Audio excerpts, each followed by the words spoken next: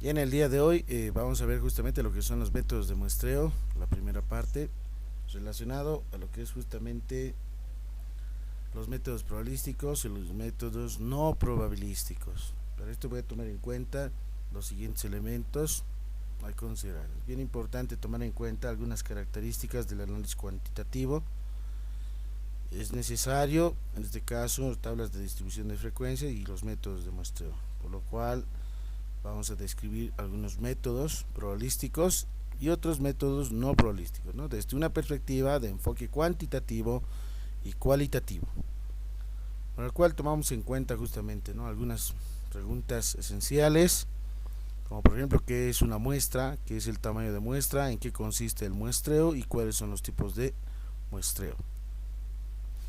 Bueno, la primera pregunta, la muestra es justamente, como se lo define Rubino Moya, es aquel subconjunto o subgrupo que tiene las mismas características que una determinada población y que es representativa, ¿sí?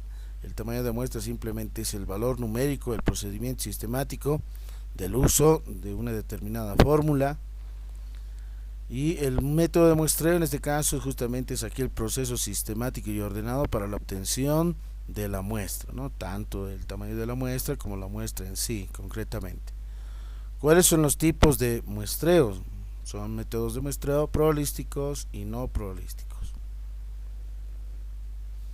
Entonces, la estadística como ciencia aporta justamente a la investigación con criterios básicos respecto a la teoría del muestreo, que es justamente la determinación del tamaño de la muestra, tipo de muestreo o selección de sujetos y finalmente la muestra en sí, que debe ser representativa. Por lo tanto, tomamos en cuenta algunos elementos fundamentales y hacemos el recuerdo y recalcamos que la población es la colección de todos los individuos, sujetos u observaciones que se tomen en cuenta. Entonces nosotros tomamos en cuenta justamente una muestra, ¿no?, aquel subconjunto de una determinada población que obviamente está integrado por cada uno por cada una de las unidades de análisis, es decir, los individuos o sujetos que tienen justamente la misma característica.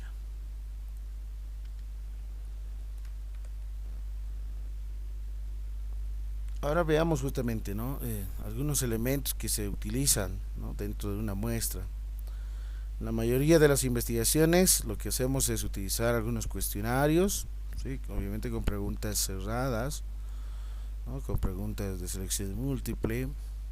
Utilizamos entrevistas, ¿no?, con preguntas abiertas. Hacemos una observación misma a cada una de las unidades de análisis, es decir, a los sujetos, observando ciertas cualidades y características. Finalmente obtenemos la información documental, ¿no?, en base a la triangulación de tres técnicas. No olvidemos que dentro de la investigación existen triangulación de teorías, triangulación de datos, ¿no?, y es la parte muy importante.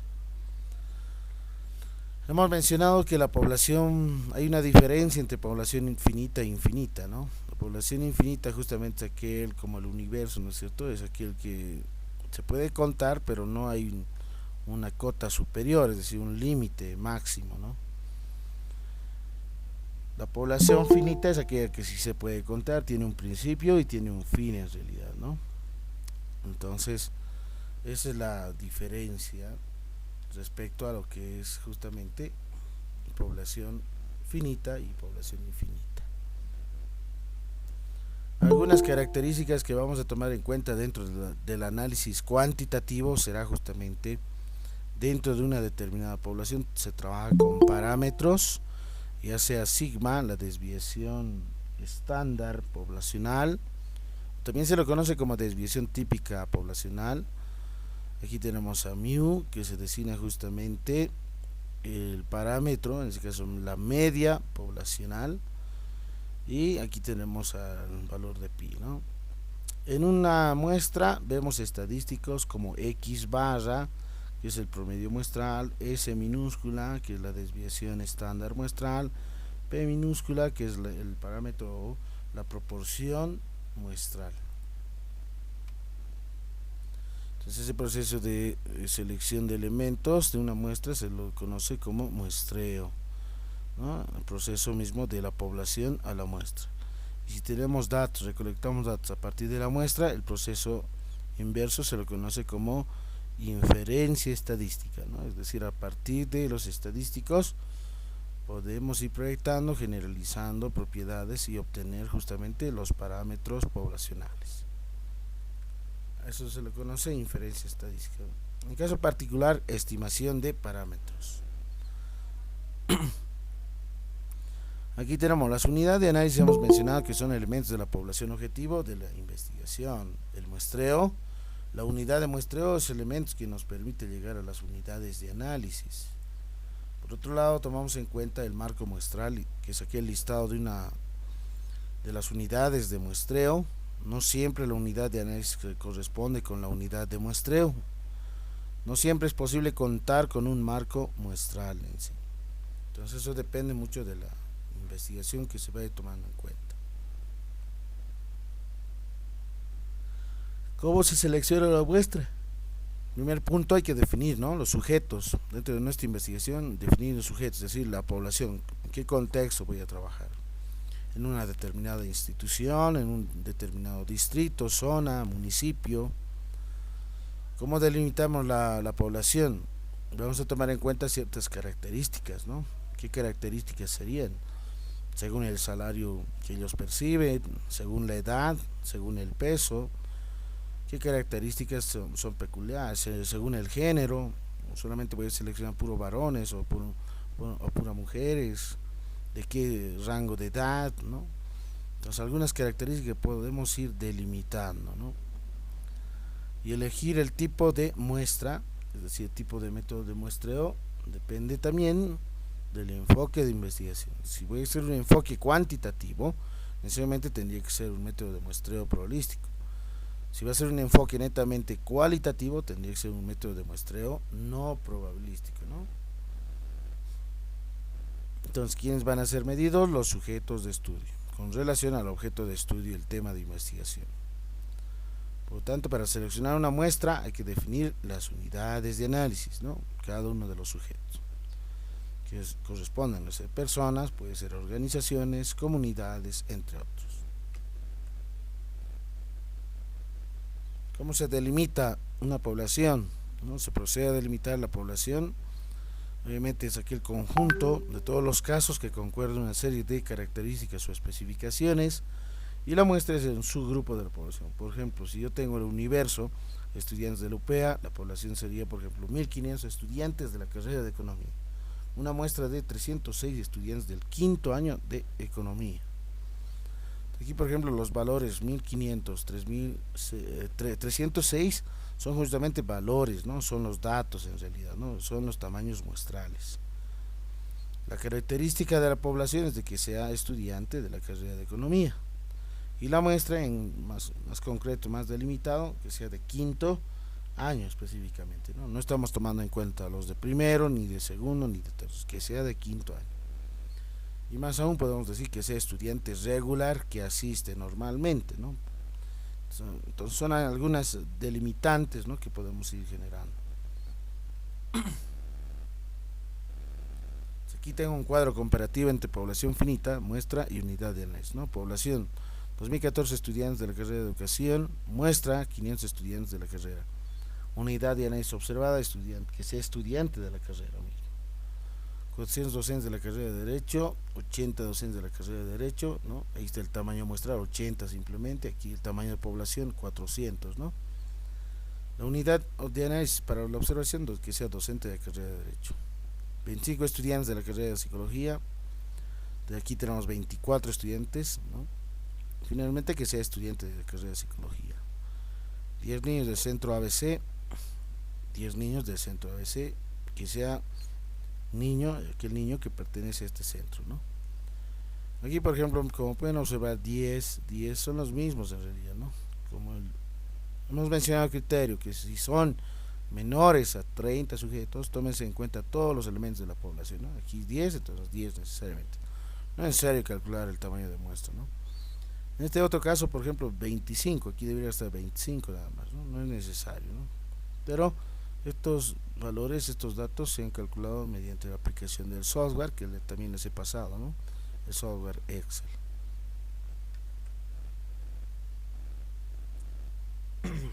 aquí tenemos el cálculo del tamaño de la muestra. Para población finita, esta es la fórmula, y para población infinita, esta es otra, ¿no? Entonces en el software mismo también menciona, y ahí está el ejemplo correspondiente, z cuadrado 1 menos alfa medios es justamente el nivel de confianza o de confiabilidad. Ese es justamente el nivel de confianza, ¿no? Al 95% de confiabilidad. La gran mayoría de investigación se trabaja con esa. P y Q son probabilidades, ¿no? De probabilidad de éxito y la probabilidad de fracaso, ¿no? Ahí está, 50-50, ¿no? Y N es obviamente el tamaño de la población. Y E al cuadrado, ahí está, ¿no? Este denota justamente el error de estimación o error de muestreo, también se lo conoce, ¿no? Error estimado. Mayormente su rango va del 1 al 10, este es del 90 a 99, ¿no? Pero por criterios de investigación equilibrada tomamos en cuenta a un 5%, ¿no? Y estos otros cálculos automáticamente, ¿no? Por ejemplo, aquí de 1500 el tamaño de la muestra será 306, ¿no? Sujetos. Esto es para el caso de población finita, es decir, cuando se tiene n mayúscula, se conoce n. Pero ¿qué pasa si yo tengo una población infinita que no conozco n, ¿no? Entonces, ¿de qué depende? Del nivel de confianza o de confiabilidad, de las probabilidades y del error de estimación. Si yo conozco estas probabilidades, y obviamente no necesariamente pueden ser iguales, como en este caso, 80% es la probabilidad de éxito y de fracaso un 20%, ¿no? Su nivel de confianza al 95% con una estimación de error del 5%. Entonces, para este caso de población infinita, su tamaño de muestra es justamente 246. Ese es el tamaño de muestra, ¿no? Pero su muestra ajustada es de 240, ¿no? Si se ajusta justamente una población mayor a 10.000. Entonces estas son las fórmulas para el cálculo del tamaño de la muestra.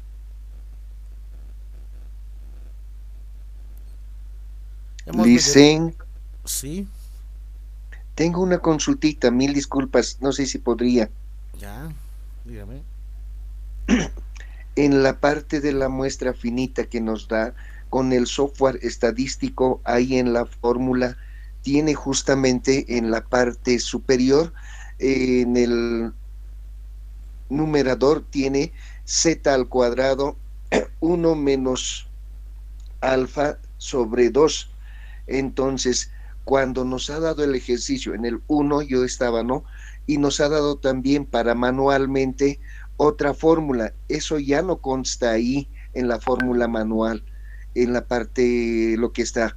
Y lo mismo en el denominador, o sea, tenemos n mayúscula menos 1. Sí, Eh, Eso tampoco ya no consta, solamente n, que estaría multiplicado con e al cuadrado y directamente para solución.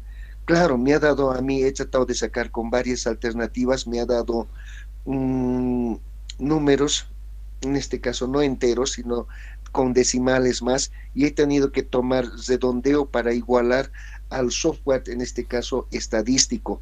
En esto no tiene mucha influencia, Licen. Mil disculpas la pregunta. ya. En algunos libros van a ver, y como en el ejemplo que les he dado, en el caso del denominador solamente es n por el error de muestreo, ¿no? Pero aquí, por ejemplo, se está restando menos una unidad, o sea, no hay mucha diferencia, ¿no? Se está quitando una unidad nada más, entonces no es mucho, digamos, ¿no? El error. Entonces, algunos autores utilizan esta, ¿no? Esta fórmula, ¿sí? Con n menos 1. Hay otras simplemente n mayúscula multiplicado por el error de muestreo al cuadrado.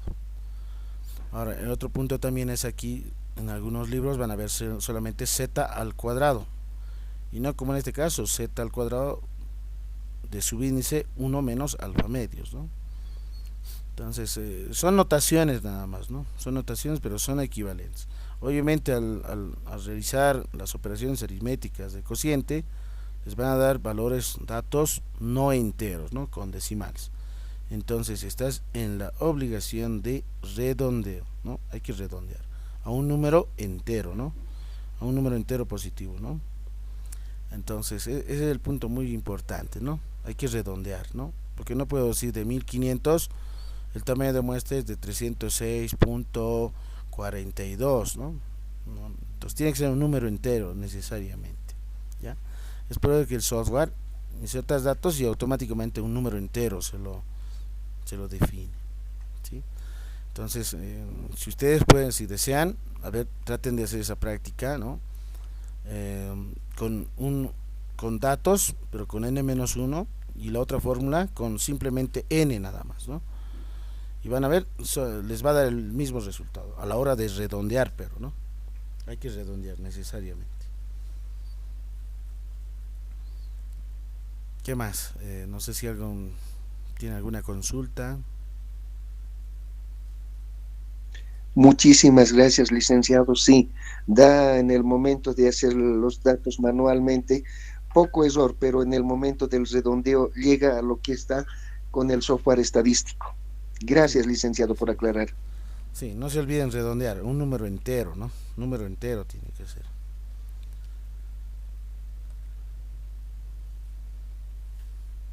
Bien, hemos hablado también de datos de una muestra, categóricos, es decir, cualidades, numéricos, que son cantidades, ¿no? Mayormente las cualidades, como por ejemplo color de ojos, estado civil, religión profesada, partido político, categorías distintas. Pero la parte numérica de cantidades tomamos en cuenta las discretas y las continuas, ¿no? Discretos hemos mencionado como el número de hijos, mercancía a la venta, libro en un estante, nacimientos anuales, que son números enteros, por eso se dice discreto. Continuos porque se va a trabajar con decimales, es decir, con números reales, como por ejemplo estatura o altura de una persona, ¿no? El voltaje consumido, ¿no? Dinero en el banco que existe, temperatura del clima, entre otros. Entonces son valores con decimales, ¿no? Con punto decimal. Aquí son valores con números enteros. Ahora vemos los métodos de muestreo, ¿no? Métodos probabilísticos y métodos no probabilísticos. Probabilísticos, aquellos que toman en cuenta, ¿no? La equiprobabilidad, que significa que todos los elementos de la población tienen la misma posibilidad, la misma probabilidad de ser elegidos para ser parte de la muestra. Entonces, los métodos probabilísticos aseguran justamente la representatividad de la muestra utilizando, ¿no?, netamente investigaciones cuantitativas. Dentro de los métodos no probabilísticos, la selección se realiza de manera empírica, ¿no?, siguiendo determinados criterios subjetivos del investigador. Entonces aquí, por ejemplo, que la muestra justamente, ¿no?, procurando de que la muestra sea representativa. Entonces hay algunos criterios que hay que tomar en cuenta, ¿no?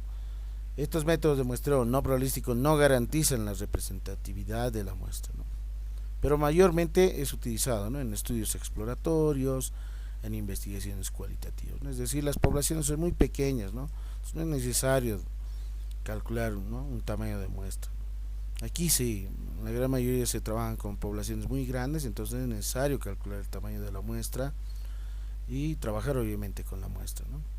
Aquí no necesariamente, ¿no? Puede ocurrir de que exista una población de 25, ¿no?, o de 30, o 15, o 10, con las que se vaya trabajando. Ahora, el otro punto clave es, ¿no?, si este es un enfoque netamente cuantitativo y este es un enfoque netamente cualitativo, ¿qué pasa con el enfoque mixto?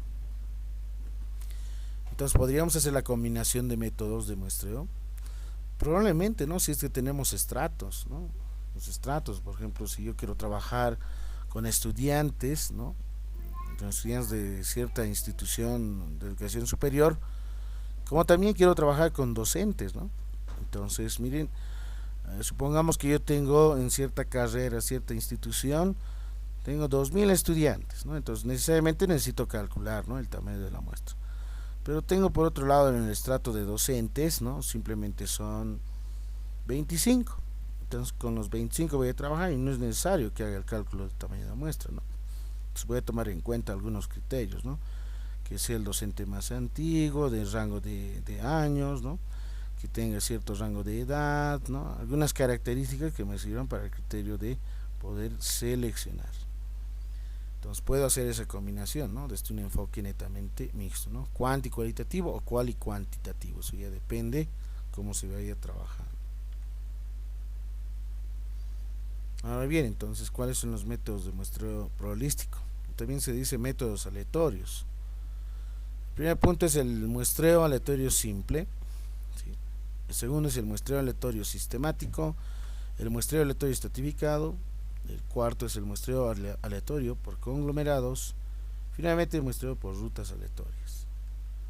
Por otro lado, los métodos de muestreo no probabilísticos son como el muestreo por cuotas, muestreo intencional, muestreo causal o accidental, muestreo bola de nieve y el muestreo discrecional. Entonces ahí continúa la primera parte y finaliza. Tenemos una segunda parte y veamos en este caso cuáles son estos métodos de muestreo. Como ya lo hemos mencionado, los métodos de muestreo probabilístico son estos 5. Veamos el primero. El método de muestreo aleatorio simple es el que mayormente se utiliza, ¿no? Es simple en el sentido de que su probabilidad de selección, ¿no?, es n minúscula, es decir, tamaño de muestra sobre el tamaño de población. Esa es su probabilidad, ¿no?, de ser seleccionado. Primero se define obviamente la población, cuántos son en realidad, quiénes son. Se le asigna un número a cada individuo de la población. Es como estar en el curso y a cada uno de ustedes se les asigna un número, ¿no? 1, 2, 3, 4, etcétera. Anotan en una hoja de papel su nombre completo y el número. Hacen unos bolillos, insertamos justamente, ¿no?, en una tómbola, ¿sí? Entonces, una vez obviamente calculado el tamaño de la muestra, supongamos que son 50, de 50 a 45. ¿Quiénes van a ser los 45 elegidos? Si ya tengo ya ahí justamente, ¿no?, el método mecánico de la tómbola, o puedo utilizar una urna, bolos en una determinada bolsa, ¿no es cierto? Entonces lo voy reuniendo, voy recolectando y voy extrayendo uno por uno, ¿no?, de manera aleatoria, ¿no? ¿Cuántos voy a extraer? 45, que es justamente el tamaño de muestra. Debo de extraer la cantidad, ¿no?, de elementos según el tamaño de la muestra que he obtenido, ¿no?, anticipadamente, obviamente, ¿no? Si yo conozco la población, puedo determinar el tamaño de muestra. Entonces ese es el método de muestreo aleatorio simple. Aquí, por ejemplo, ¿no?, algunos pasos, ¿no? Determinar el tamaño de muestra, numerar los individuos del 1 a n, ¿no?, tirar unidades de análisis, la probabilidad de igualdad, ¿no? Podemos tomar en cuenta, por ejemplo, aquí cierto uso, ¿no?, de los bolillos o los bolos correspondientes. Por ejemplo, puede ser una muestra de 60, ¿no? Debo hacer una lista de todos los niños, ¿no?, enumerados del 1 a, por ejemplo, si yo tengo una lista del 1 a 1200, es decir, 1200 en realidad sería el tamaño de la población. De ese tamaño debo extraer simplemente 60.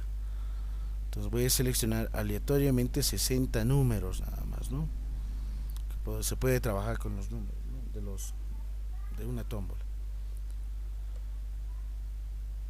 El otro punto es el método de muestreo aleatorio sistemático, ¿no? Sistemático en el sentido de que se utiliza un procedimiento, una secuencia de pasos. El primer paso es enumerar y ordenar todos los elementos de la población en una lista, ¿no? Es decir, yo debo de tenerlo en la lista sí o sí. Segundo, calcular el factor K, que es justamente tamaño de población dividido entre n minúscula, ¿no? Esta es una fracción, ¿no? Tamaño de población sobre tamaño de muestra. Son dos valores numéricos, ¿no?, el factor K. Tercero, tomar un número de la lista y al azar, ¿no? Es decir, yo tengo la lista cualesquiera, digamos, el número 3, el número 2, cuales deseen, no hay problema. Ese es el número diésimo, ¿no? Al iniciar el extraído del número diésimo, seleccionar justamente los sujetos, ¿no?, de la muestra, según al lugar que ocupa, ¿no? Por ejemplo, el primero va a ser el número 5, digamos, ¿no? Y ¿qué tal si el factor para mí K vale 1, ¿no?, o 2, digamos, ¿no? Entonces 7, 5, el siguiente va a ser 5 más 2, entonces va a ser el siguiente número 7. El siguiente de mi lista, ¿quién va a ser? 5 más 2 por 2, que es 4, va a ser 9, ¿no? Entonces va a ser 5, 7, 9, 11, 3, etcétera, ¿no? Entonces, ¿cuántos van a ser los elegidos? La cantidad n, ¿no?, de tamaño muestral. Sí, es bien importante eso, ¿no? Yo voy a tener una lista muy grande, pero voy a ir seleccionando, ¿no?, según a la lista, ¿no?, que ustedes vayan tomando en cuenta, y el factor. Entonces, bien importante aquí el factor y el número que ustedes van a iniciar, ¿no?, cualesquiera al azar.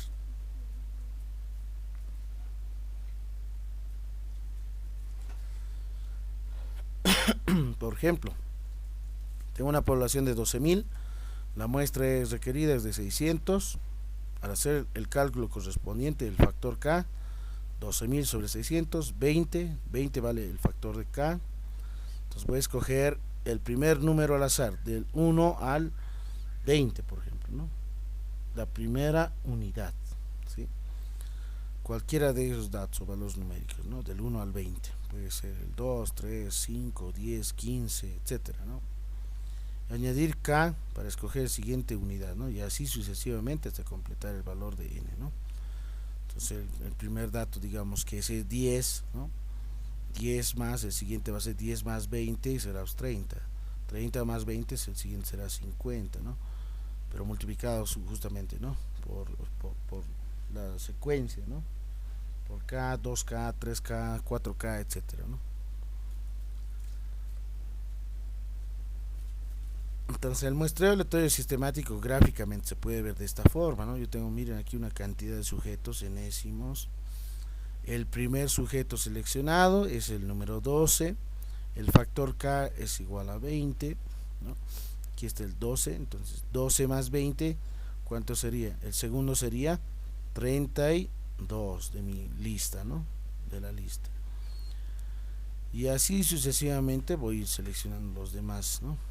Consecutivamente, según al factor K y el primer elemento, ¿sí? De la lista, ¿no? Ya definida. Entonces aquí es bien importante, ¿no? Sistemático porque es un procedimiento, ¿no? Según el uso de una lista base, ¿no? Una base.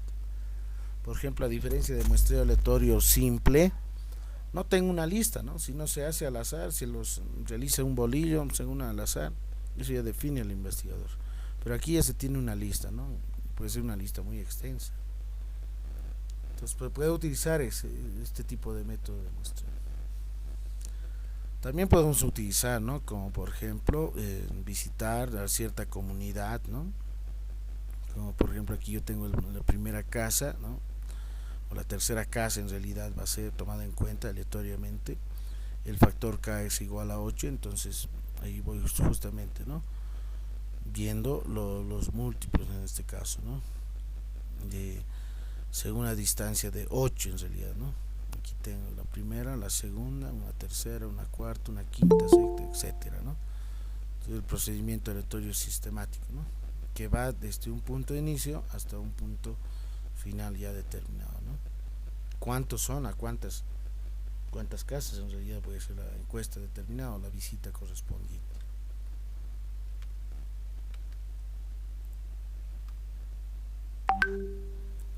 El muestreo aleatorio estratificado. Este es el que mayormente utilizan, ¿no? En varias investigaciones. No se trabaja solamente con un determinado estrato, ¿no? Sino puede ser con varios, ¿no? Hay dos tipos, ¿no? La fijación simple y la fijación proporcional. La simple corresponde a un número de elementos, ¿no? Muestrales, y la proporcional se distribuye de acuerdo al peso o tamaño de la población. La fijación óptima es previsible, ¿no? Según la medida de dispersión, pero se utiliza, se aplica siempre y cuando, ¿no? Si se conoce la desviación típica estándar. En el caso de que no se conozca, entonces corresponde a las dos primeras, a fijación simple y a fijación proporcional. Entonces aquí tengo un cuadro de selección de muestreo aleatorio estratificado. Primero definimos la población, es bien importante. Calculamos el tamaño de la muestra. Segundo. Tercero, identificamos los estratos. ¿Cuántos estratos existen? Aquí puede ser 1, 2, 3, 4 en realidad, ¿no? 4 subgrupos o estratos. Aplicar el método de estratificación simple o proporcional a la óptima, ¿no? Si se conoce la desviación estándar. Entonces tengo un marco muestral a partir de una población heterogénea, ¿no? Y el mecanismo de selección aleatoria. Entonces, ¿cómo se determina esto? ¿Cuál es el procedimiento en realidad, no? Primero, la fijación simple. Aquí están mis estratos, ¿no? Adultos, jóvenes, niños. Adultos tengo 700, jóvenes 1500, niños y niñas 800. Suma total 3000 sujetos. ¿Sí? N mayúscula sería 3000. Bien. ¿Cuántos estratos existen? tres estratos, ¿no? Tengo tres estratos de diferente tamaño, no son del mismo tamaño, ¿no? De diferente tamaño. Entonces aquí de n igual a 3000, supongamos que hago el cálculo correspondiente con nivel de confianza al 95%, error de muestreo de 5, ¿no? Con probabilidades tanto 0.5, 0.5. Calculamos y el tamaño de muestra supongamos que es 120.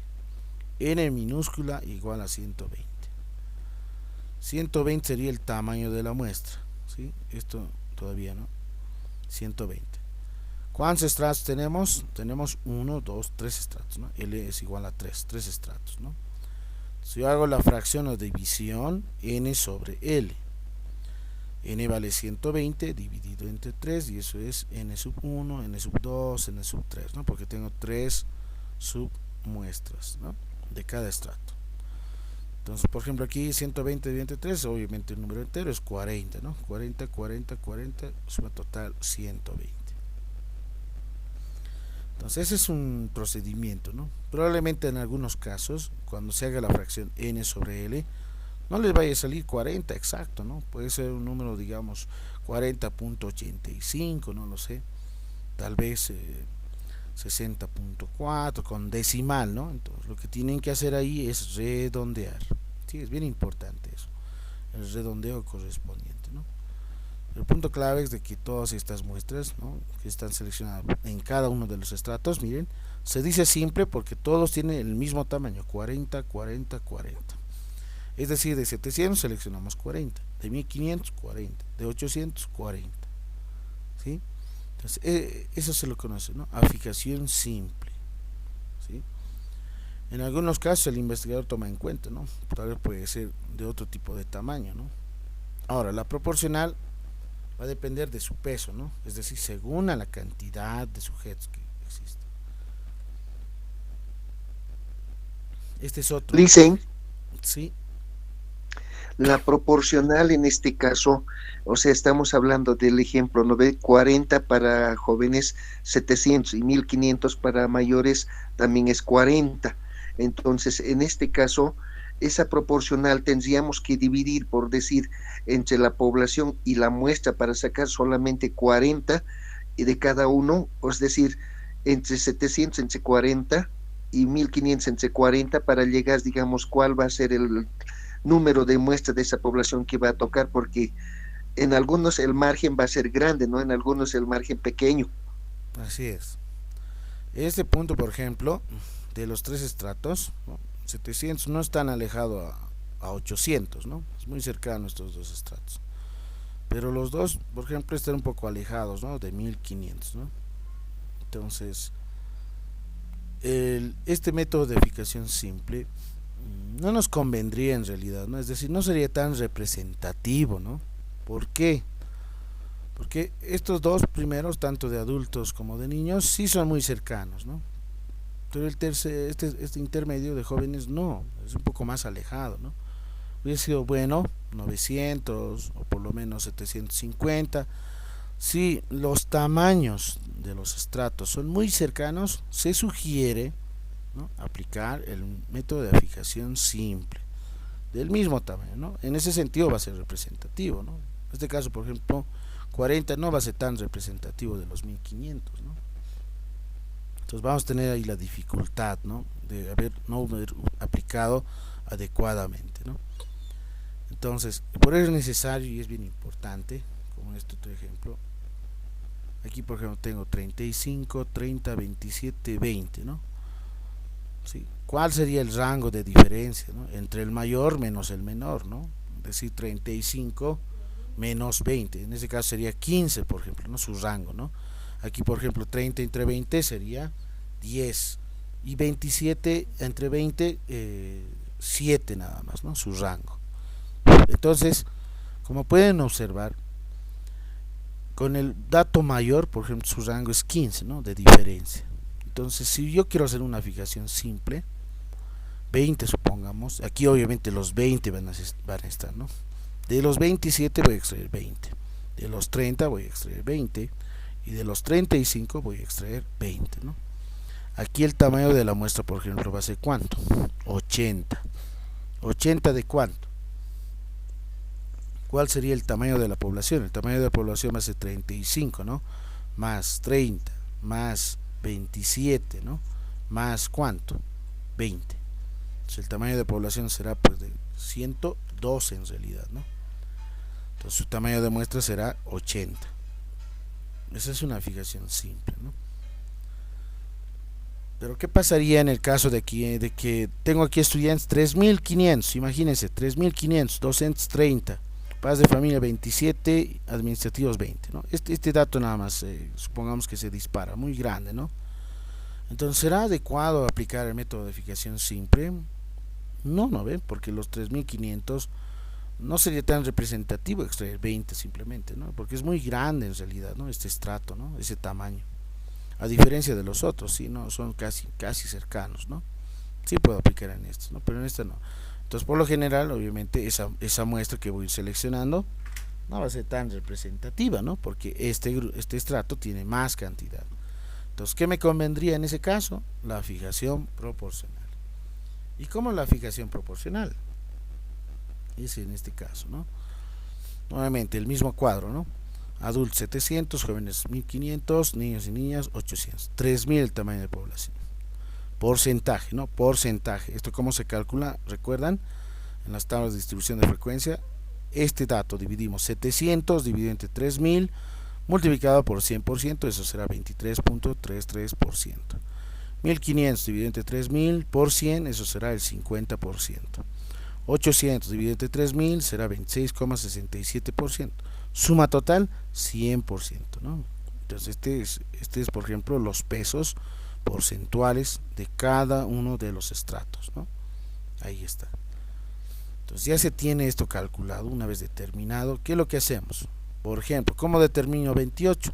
Voy a multiplicar 23.333% por el tamaño de la muestra, que era justamente 120, ¿no?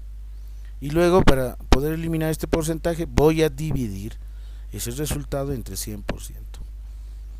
Y obviamente hay que redondear, ojo, ¿sí? Hay que redondear, ¿no? Entonces no les va a dar un número entero, ¿no? Va a ser con decimales. Entonces redondeado, 28.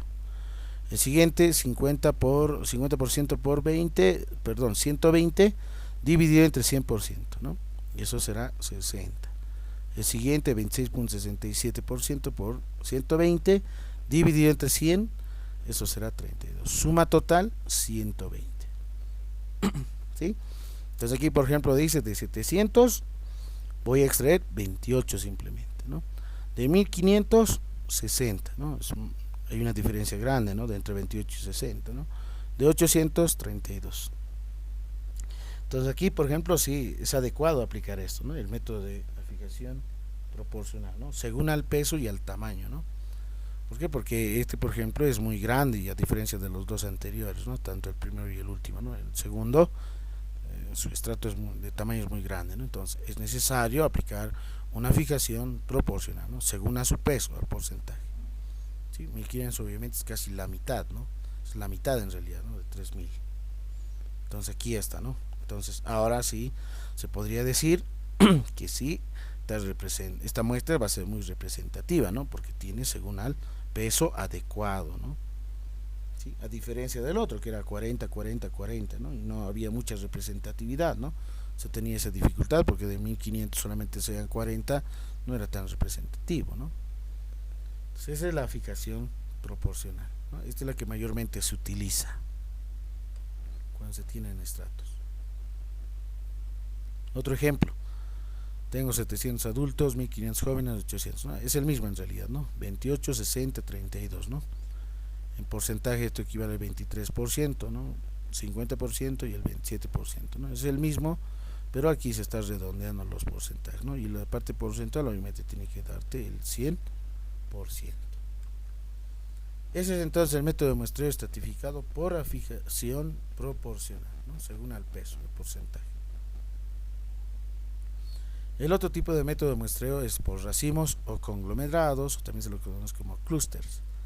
Entonces lo que hacemos es seleccionar cierto número de conglomerado necesario para alcanzar el tamaño muestral. Existen dos tipos de conglomerados, naturales, no naturales. Los naturales, como por ejemplo las carreras universitarias, recursos humanos profesionales, los comerciantes de un determinado mercado, de una zona, distrito, etcétera, ¿no? Los no naturales mayormente se utilizan, ¿no?, según las urnas electorales, áreas geográficas, áreas municipales y entre otros.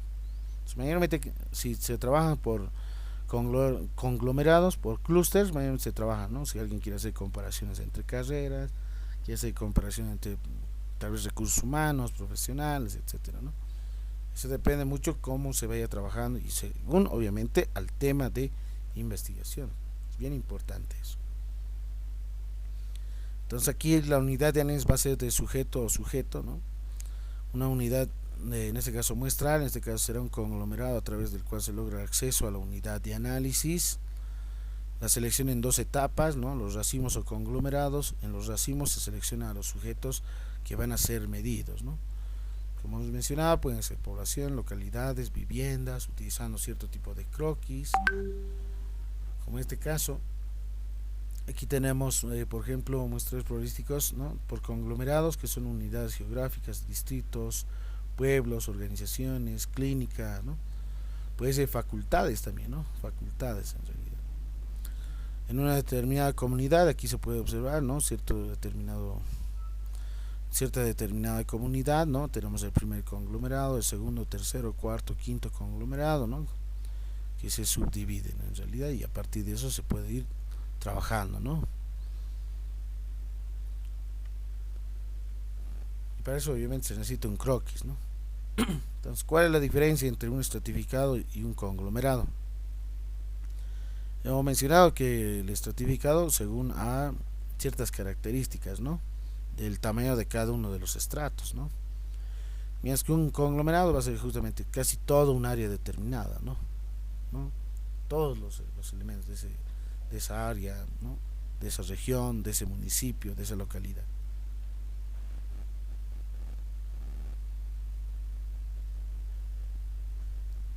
El muestreo por rutas aleatorias, ¿no?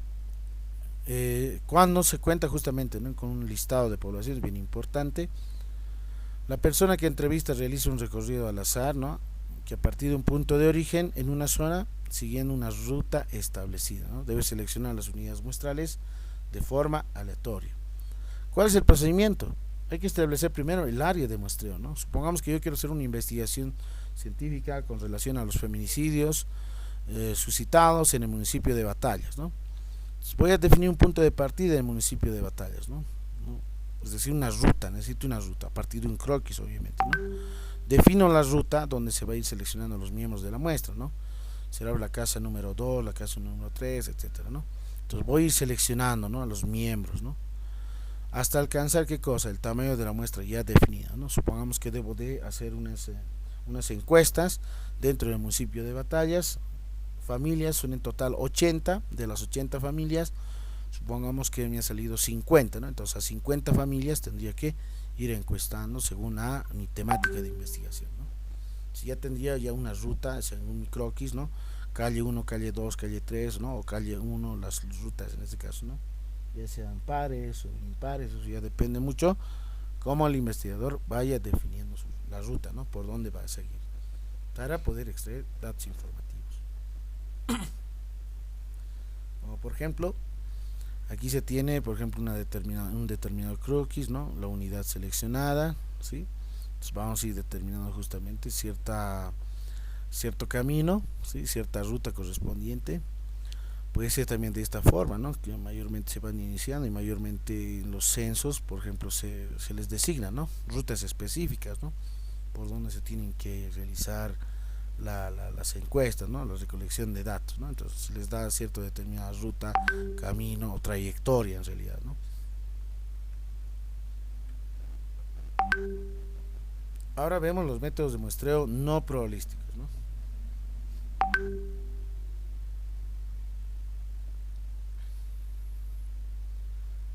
Bien, entonces es bien importante mencionar los métodos de muestreo por cuotas, intencional, muestreo causal o accidental, bola de nieve, y método de muestreo en este caso discrecional.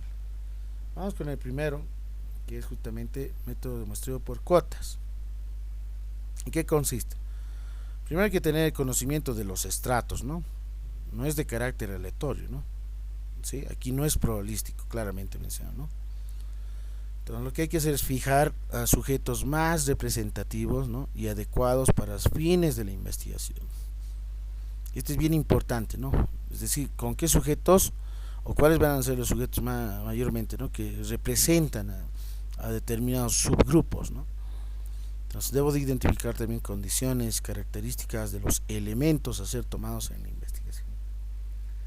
¿Sí? Por ejemplo, si yo quiero hacer una investigación relacionada a lo que es, por ejemplo, el uso de las herramientas digitales de Google Suite, entonces, ¿a quiénes tendría que mayormente tal vez encuestar o entrevistar, recolectar datos informativos? A estudiantes o padres de familia. Entonces, según la experiencia, obviamente a estudiantes en realidad, ¿no? Los estudiantes serían los que mayormente, frecuentemente han tenido, ¿no? Tal vez algunas ventajas y otras desventajas, ¿no? A los que sí puedo ir recolectando datos también, ¿no? Porque ellos son los que utilizan mayormente, ¿no? Hoy en la actualidad, porque la parte del uso de herramientas digitales, ¿no? Por otro lado, es bien importante también tomar en cuenta algunas características, ¿no? Muestreo por cuotas se debe conocer los estratos de la población o individuos más representativos, ¿no? Para fines de la investigación. Tiene casi semejanza con el muestreo estratificado, pero no es aleatorio.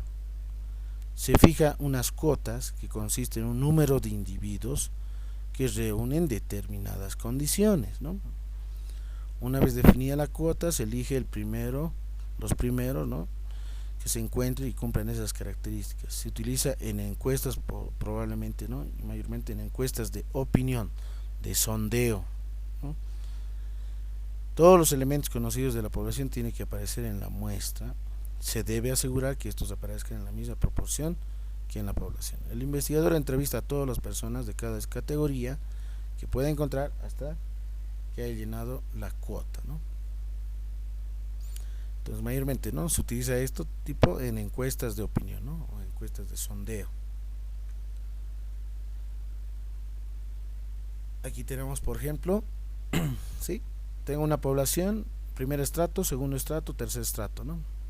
La elección de los individuos va a ser elección de criterio del investigador, como se ha mencionado. ¿Cuáles son las características? Por ejemplo, 25 sujetos de una edad de 20 a 35 años, que sea de sexo femenino y residentes en Sucre, Bolivia, ¿no? Características, ¿no? Que estoy delimitando. Puede ser 15 universitarios de la carrera de Matemática y Facultad de Ciencias Puras, 30 docentes de la carrera de Psicología de la UPEA, 250 administrativos de la UMF residentes en Cochabamba y que sean de sexo masculino.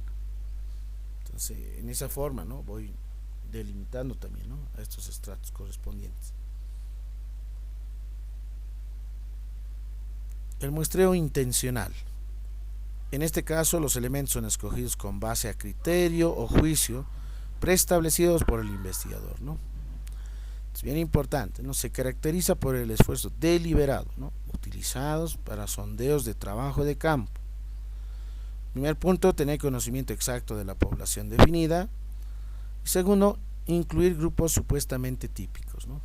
Aquellos que sí van a ser principalmente elementos que me puedan dar mayores datos informativos, ¿no? Supongamos que yo quiero hacer en la ciudad del Alto un sondeo correspondiente, ¿no? Quiero realizar un sondeo respecto tal vez a los se podría decir a los asaltos, ¿no? Que mayormente hayan tenido en la Ceja del Alto, ¿no? Sí, entonces yo voy a la Ceja del Alto y voy justamente, ¿no? Seleccionando personas, sujetos que yo pueda ver, ¿no? Pero según criterio, ¿no? Que yo tome en cuenta, ¿no? Que puede ser una persona adulta, ¿no? Mayor, tal vez mayor a 50 años, que haya tenido ciertas dificultades o robos o asaltos, etcétera, ¿no? O puede ser estudiantes, ¿no? Del nivel, en este caso, de educación regular, ¿no? O tal vez personas, en este caso del sexo femenino, que son vendedoras de las calles 1, 2, 3, etcétera, ¿no? Entonces voy tomando en cuenta ciertos criterios, ¿no? En base a eso voy realizando, ¿no? El trabajo de sondeo. Ese es el muestreo intencional. ¿Qué características tiene, no? El muestreo intencional maneja la representatividad y la determina el investigador de modo subjetivo. Se selecciona sobre la base de ciertas características para obtener información de los miembros de la comunidad que comparten dichos aspectos. Ejemplos: realizar encuesta de consumo a personas de edad avanzada en una población para conocer la evolución de los hábitos alimentarios en la comunidad. Encuestas preelectorales también se utilizan, ¿no?, en las zonas que en las anteriores votaciones marcaron, ¿no?, tendencia en voto, ¿no? Entonces ese es el muestreo intencional. El otro punto es el tipo de método de muestreo causal o accidental, ¿no? Es un procedimiento que permite elegir arbitrariamente a los elementos sin un juicio o criterio, ¿no?, preestablecido. ¿Sí? Es distinto al anterior, ¿no? Entonces aquí yo tengo justamente una determinada población y los puedo tomar en cuenta, ¿no? Los entrevistadores, ¿no? Los entrevistadores en cada uno de los subgrupos, ¿no? Entonces selecciona directamente a los individuos sujetos de la población arbitrariamente. Elegimos intencionalmente a los sujetos de la población hasta alcanzar el tamaño de la muestra requerida. ¿Sí? Estas poblaciones, por si acaso, no son tan grandes, no son tan inmensas en realidad, ¿no? Entonces, ¿qué características tiene? Es una modalidad de muestreo determinístico y ocurre cuando el investigador selecciona directa e intencionalmente a los individuos de la población. Se fundamenta en reclutar casos hasta que se complete el número de sujetos necesarios para completar el tamaño de muestra deseada. Se eligen de manera causal, de tal modo quienes realizan el estudio eligen un lugar a partir del cual reclutan a los sujetos de estudio de población accidentalmente y se encuentran a su disposición. Es casi similar a muestreo por conveniencia, excepto que intente incluir a los sujetos accesibles como parte de la muestra. Por ejemplo, cuando se entrevista a una de cada 10 personas que pasan por la calle cualquiera, ¿no?, cualesquiera, puede ser otro, entre todos los sujetos con COVID-19, seleccionar los primeros 50 incluibles, ¿no?, que lleguen al servicio de urgencias del Hospital Obrero de La Paz, ¿no? Puede ser esos casos de manera aplicada a un muestreo causal o accidental.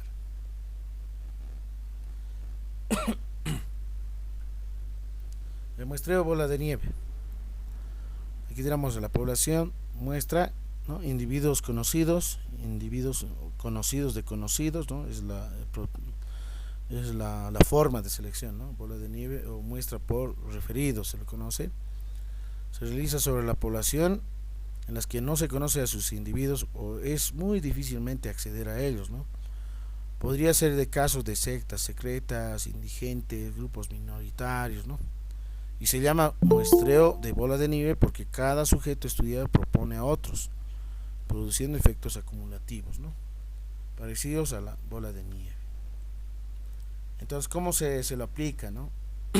Yo como investigador, supongamos que yo trabajo en tal fiscalía, tal oficina, ¿sí?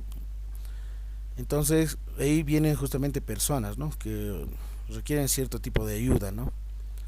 Supóngase que yo quiero hacer investigación respecto a los casos de feminicidio en la ciudad del Alto. Listo. Entonces vienen personas, miren, 1, 2, 3, 4, ¿no? Y a cada una de las personas yo puedo hacer la entrevista individual, voy extrayendo la información correspondiente en relación a la temática y al problema. Y yo les digo a la subsiguiente, por favor, tráiganme a otras personas, ¿no?, a otra persona que le haya pasado lo mismo, ¿no?, las mismas dificultades o problemáticas. Entonces X persona me trae a la subsiguiente a otra persona, tal vez la otra no me consiga, la otra sí puede traer tal vez no solamente uno, sino dos, la otra persona me puede traer una, y a las otras personas nuevamente voy a hacer las entrevistas y de manera, ¿no?, de la misma forma les indico que a la subsiguiente me traigan a otras personas más. Puede ser que en la siguiente esta persona ya no me traiga a nadie, pero la otra sí me puede traer probablemente tal vez a 3, otra no, ninguna, otra a 2, etcétera, ¿no? Entonces así sucesivamente voy a ir recolectando, ¿no?, todos los datos correspondientes según a un caso particular de individuos conocidos, y a partir de ellos puedo ir conociendo más individuos, ¿no? Entonces, ¿cuáles son las características? El tipo de técnica de muestreo ayuda a investigadores a encontrar muestras cuando son difíciles de localizar. Los investigadores utilizan esa técnica cuando el tamaño de muestra es pequeño y no está disponible fácilmente. El sistema de muestreo bola de nieve funciona como el programa de referencia, ¿no? Una vez que los investigadores encuentran sujetos adecuados, se les pide a estos ayudar en busca a otros sujetos similares y así poder formar una muestra de buen tamaño. Por ejemplo, este tipo de muestreo se puede utilizar para realizar investigaciones que involucran una enfermedad particular en pacientes o tal vez una enfermedad rara también, ¿no? Los investigadores pueden buscar ayuda de las personas enfermas para que estos refieran a otros, ¿no?, que sufren de la misma dolencia y con esto formar una muestra subjetiva para llevar a cabo el estudio correspondiente. Entonces, el tipo de muestreo de bola de nieve tiene, ¿no? Puede ser de forma lineal, ¿no? Tengo un sujeto y estos me traen a uno, ¿sí? El muestreo puede ser bola de nieve no discriminatorio, exponencial, ¿no? Tengo justamente a una entrevistada, luego me trae dos, estos dos al subsiguiente dos, etcétera, ¿no? Entonces ya tengo ahí, ¿no?, una buena cantidad, ¿no? De manera exponencial va creciendo, no discriminatoria. La discriminatoria exponencial es aquella, ¿no?, que toma en cuenta, probablemente no me da datos informativos, ¿no? La subsiguiente me trae esta persona, dos personas, hay una que sí me da datos informativos, otra no, no la selecciona, etcétera, ¿no? Esa es la discriminatoria. Entonces, de esa forma se puede tomar en cuenta bajo estos modelos de método de muestreo o de selección correspondiente, ¿no?, según a los casos, ¿no? Como por ejemplo puede ser, ¿no?, una entrevista a una persona, lo subsiguiente me trae dos, estas dos me pueden traer un grupo de personas, etcétera, ¿no? Eso ya depende cómo se vaya trabajando, ¿no?, según al género correspondiente también. Por último, el método de muestreo discrecional o por juicio es una técnica de muestreo no probabilístico donde el investigador selecciona unidades que será muestra en base al conocimiento y juicio profesional. Este método está relacionado con el criterio del investigador.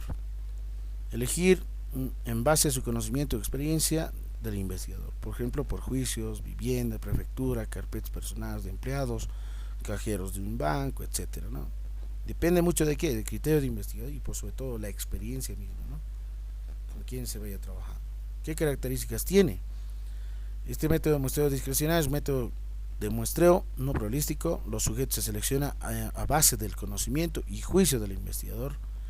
El investigador selecciona a los individuos a través de su criterio profesional. Puede basarse en la experiencia de otros estudios anteriores o en su conocimiento sobre la población y el comportamiento de esta frente a las características que se vayan estudiando, ¿no?, referente a un objeto de investigación. Bueno, muchas gracias por su atención. Ahí finaliza esta parte que son justamente los métodos de muestreo. Bien.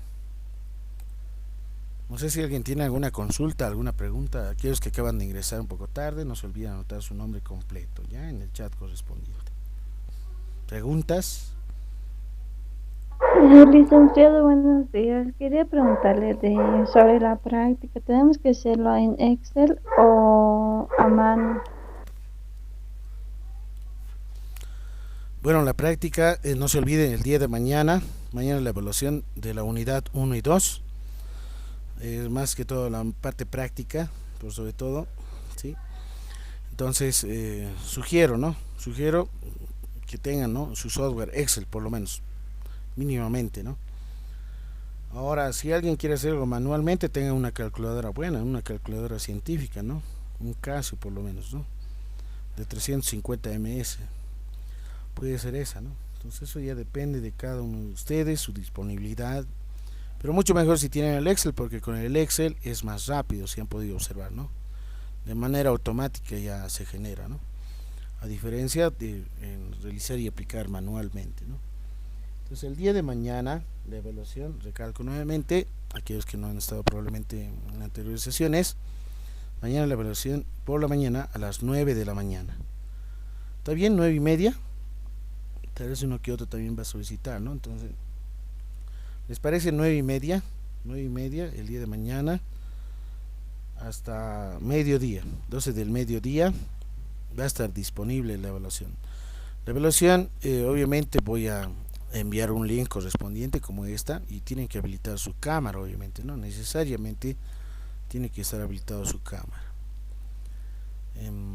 La evaluación voy a enviarlo en ese mismo instante en el grupo de WhatsApp donde todos van a tener la accesibilidad y obviamente tiene que estar habilitado su cámara vía Meet y me envían justamente, ¿no? Me van a enviar las soluciones en formato PDF, es bien importante eso, en PDF para abrirlo más rápido, ¿no? Y revisarlo más rápido. Los formatos a veces un poco tarda, ¿no? Si es en Word, en Excel un poco tarda, entonces preferible en PDF, es más rápido. ¿Qué más? Las preguntas obviamente van a ser caso práctico, ¿no? De la unidad número 1, como por ejemplo el diseño mismo de representaciones gráficas, ¿no? Se les va a dar una tabla, entonces construir el gráfico de sectores, o histograma, o polígono de frecuencias, o el gráfico de líneas, o la curva suavizada, puede ser un diagrama de barras vertical, horizontal. También tenemos en esa misma unidad, por ejemplo, el cálculo del tamaño de la muestra para una población finita o para una población infinita. Y podemos utilizar también el software, ¿no? Pero el software les va a servir más aún, ¿no? Porque es más rápido en realidad. En la segunda unidad, construcción, ¿no? Construcción de tablas de distribución de frecuencia, ¿no? El valor máximo, el valor mínimo, determinamos el rango, que es la diferencia entre el valor máximo menos el valor mínimo, número de intervalos o de clases, la amplitud de cada clase y luego la construcción de intervalos y ver qué elementos se encuentran, ¿no? En cierto tipo de rango de intervalo, ¿no? Hemos mencionado que vamos a trabajar con intervalos semiabiertos, ¿no? Semiabiertos por la izquierda y cerrados por la derecha. ¿Qué más? Completar obviamente, ¿no? La tabla de distribución de frecuencias, tanto las frecuencias simples y las 6 frecuencias acumuladas, ¿no? Menor que y mayor que. Una vez que se contemple esas tablas, obviamente se puede graficar, ¿no? Las curvas de ojiva menor que, obviamente con la frecuencia acumulada menor que, las frecuencias acumuladas mayor que, la curva de ojiva mayor que, obviamente, ¿no? Con eso se trabaja, se construye las curvas de ojiva. ¿Qué más? Hemos visto lo que es esto de métodos de muestreo. Yo voy a dar un ejemplo, cierto criterio, entonces qué tipo de método de muestreo es el adecuado, ¿no? Yo voy a dar un ejemplo y ustedes tienen que mencionar el tipo de método de muestreo adecuado, ¿no? Entonces yo voy a mencionar tipo de paradigma de investigación, enfoque y el tipo de método de muestreo adecuado en realidad, ¿no? Si es probabilístico o no probabilístico. Bueno, ahí más o menos ese es el panorama, ¿no? de la evaluación del día de mañana. No sé si alguien tiene alguna consulta. Obviamente, mañana me van a enviar, antes de iniciar la evaluación, me van a enviar sus prácticas, ¿sí? Sus prácticas. Directamente por el grupo de WhatsApp, ¿sí? Ahorita está habilitado, ¿no? Pero el día de mañana voy a habilitar, luego lo voy a cerrar. Va a estar cerrado hasta el día lunes. Entonces voy a tener esos días para revisar, ¿no? Cosa de que nadie ya no pueda enviarlo. Entonces ténganlo listo. Su práctica 1 y la práctica número 2. Bien, ¿alguna consulta más? Para terminar. Agradecerle, Licen. Estaba haciendo justo la práctica 1 y la práctica 2, algunas un poquito con dificultad. Ya. Y bueno, me ha aclarado también a las consultas, hoy justamente 2 consultas. Me falta concluir la práctica 2, Licen, y si tengo tal vez molestarle, mil disculpas solamente por WhatsApp mediante escrito. Si puede me contesta, Licen. Y si Está no bien. tengo dudas, bueno, seguiré adelante, Licen. Muy bien, muy bien. Bueno, no hay ninguna consulta más, entonces muy buenos días a todos y denle una repasadita. Bien importante eso, vayan practicando. Sí, bien importante. Bueno, muchas gracias por su atención y he tomado la asistencia del día de hoy. Dice, Sí. buenos días, ¿ha llamado la lista? Yo no llamo lista. Ustedes Sí. ustedes anotan su nombre en el chat de este Google Meet. Entonces ya he tomado yo la lista. Aquí está, mira. Ya lo he copiado en realidad, ¿no? No sé si se ve mi pantalla compartida. Aquí es donde ustedes anotan sus nombres, ¿no? Entonces yo copio esto y anoto en mi sección asistencia 21 de enero, etcétera, ¿no? Todos los que están presentes. Entonces ya está mi lista, ¿no? Si alguien no ha puesto su nombre o se ha olvidado, no se olvide la siguiente. Está bien, licenciado, gracias. Bueno, no hay de qué. Entonces nos vemos hasta el día de mañana. Denle una repasada, cualquier cosita, me escriben por WhatsApp. Listo, dice, muchas gracias. Hasta mañana, dice. Hasta mañana, hasta mañana.